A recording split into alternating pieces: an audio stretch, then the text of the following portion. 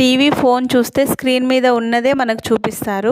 Hero ఎలా ఉంటాడు, ప్రపంచం ఎలా ఉంటుందో మన ఆలోచనకు అవకాశం ఉండదు. కానీ బుక్ చదివితే మాత్రం స్టోరీ మన కళ్ళ ముందు కాదు, మన మనసులో తయారవుతుంది.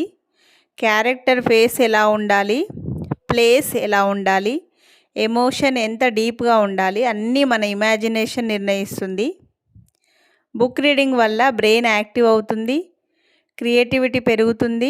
డైరెక్టర్ మనమే అవుతాం, రైటర్ మనమే అవుతాం, ఆర్టిస్ట్ కూడా మనమే. టీవీ, ఫోన్ అనేవి రెడీమేడ్ విజువల్స్లో కనిపిస్తాయి. బుక్ అన్లిమిటెడ్ ఇమాజినేషన్ పవర్ ఉంటుంది.